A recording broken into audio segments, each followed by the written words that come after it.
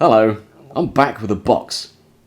Now in my previous videos, I've shown you a number of items in 120.3 scale, a number of Bachmann Spectrum, and a number of AMS. Now, AMS are part of the Accucraft family of companies. I haven't yet shown you something that's actually by Accucraft themselves. I have got a few models, as I hope you've seen in my previous videos, but this one here is going to be the first. I bought this just this week, and is actually a diesel. If when I started collecting models, someone said, "You will buy a diesel," I wouldn't have believed them. Didn't think I'd be interested, but here we are.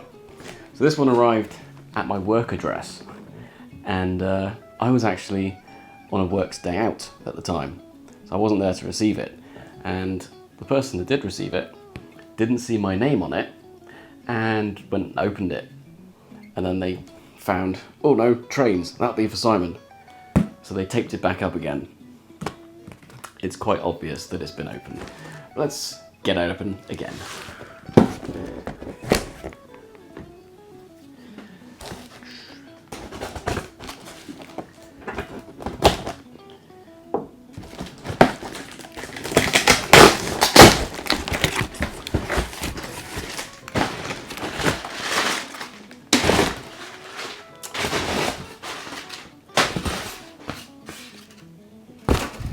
Okay, Accucraft, large scale electric and live steam models. Oops. So I've taken the lid off, not lifted the whole box, hang on.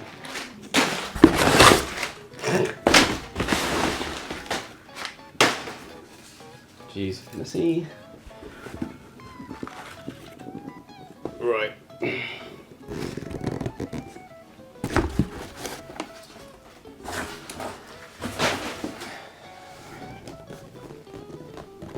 Right, well. That was on there.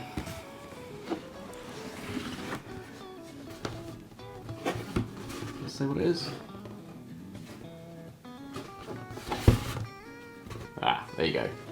So, Accucraft trains, diesel switcher, d&rgw number 50.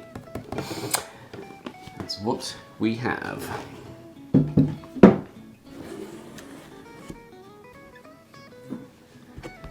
Whoa.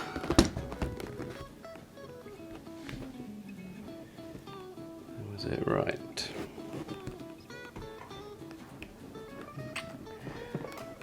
Ooh, tricky. Get those out.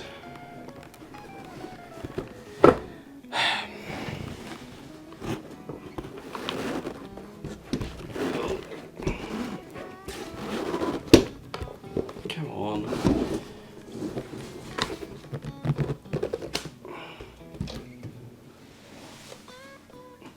Hey.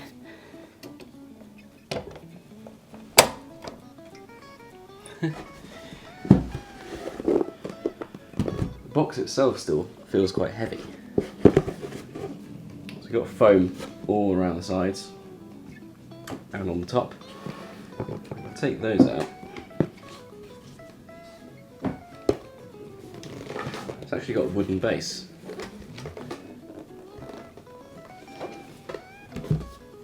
It's interesting. So these will be warranty, which being in the UK, no use to me, I'm afraid. And some spare screws and bits. And a few other bits in there as well, which I will mention in a moment. That's one of them. Cool, well there we are. So this is diesel number 50, which was actually the only narrow gauge diesel that the Rio Grande ever owned. At Durango, they had K27 locomotive number 464, working as a switcher for a number of years, until it broke in 1962. They didn't repair it, and it seems they bought this one the following year to replace it and carry on the shunting and switching duties around the Durango yard. This is a Davenport built diesel, a 30-ton diesel. What a cute little thing. So I'd played with the idea of getting one of these built by LGB. They do one as well. Being LGB, it's going to be a smaller scale, slightly smaller than 120.3. Slight compromise. I've seen people online have one of those among their 1/20th scale models, and they look okay. And really good runners. Being LGB, you expect that. But this one came up, being actual Accucraft. I don't think I've actually seen one available online on eBay before. So I thought about it for a few days and went for it and bought it and thought, yep, why not? So I paid £430 to a guy in the UK. And then it was about 20-something pound postage. And here it is. Now it feels really heavy. Accucraft models you expect are pretty much all made of metal, which this definitely is. There's a little bit of give there. Okay. Looks great. Looks really good. Now, the guy that I bought it from, he did warn me that the windows have popped out. This is a common thing with Accucraft. I don't know how recent the problem is, whether they've actually sorted the problem now. This isn't that old, I don't think, but it still had the problem. Accucraft models for a long time have been, renowned for being really great quality models, very well built, but the windows do tend to pop out. And I've known this with my other Accucraft models as well. You touch them really, really lightly and they just go and fall through. So all the windows are actually in here. The guy I bought it from did say he was willing to fix them. He felt a bit bad selling this item to me with them popped out, but I said I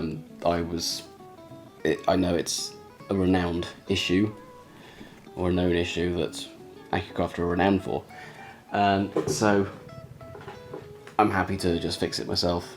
And if they were in place, I'd expect them to pop out at some point anyway, so I don't mind fixing them. So these doors actually open on the front. That's cool. The doors open. Ooh, there's a window actually in there still. There's one window left, it seems. Yeah, just that one. It's holding on. This window on this side moves. Does that one?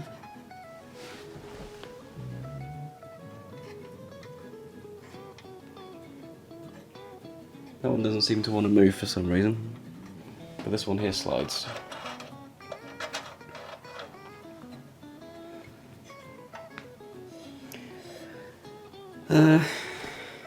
So yeah, overall it looks really good.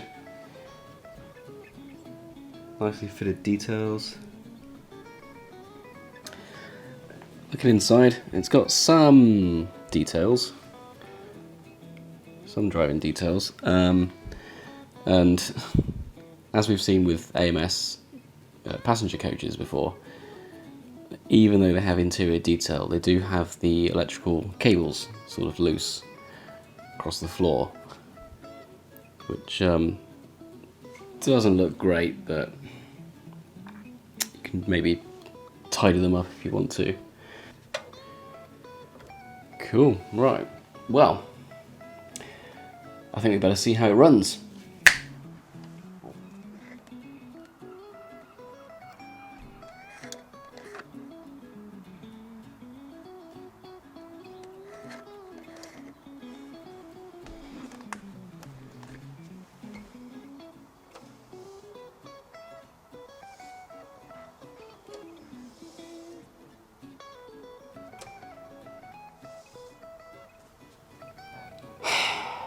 Bugger.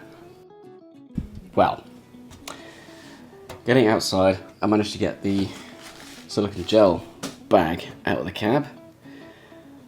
I did notice that the brake handle on the back here, in the bag, that little frame, that must have broken off of there at some point.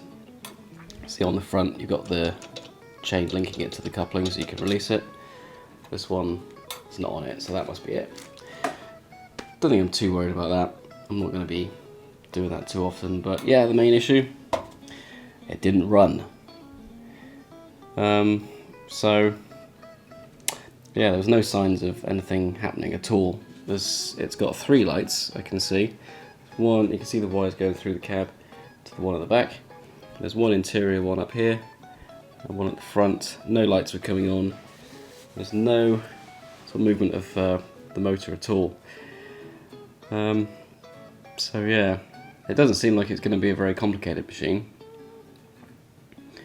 I did notice though, on this side, there's a wire sticking out from the body. So I don't know if it's been open at some time and the wire's been accidentally cut. We'll see. Hopefully it's something simple. There we go. It's a nice model. If we can get it run, brilliant. So, please, if you haven't already, please subscribe to the channel. Tell me something, and please give a like as well. And it will be massively appreciated. And I'll see you next time. Maybe with this, maybe with something else. We'll see. See you later.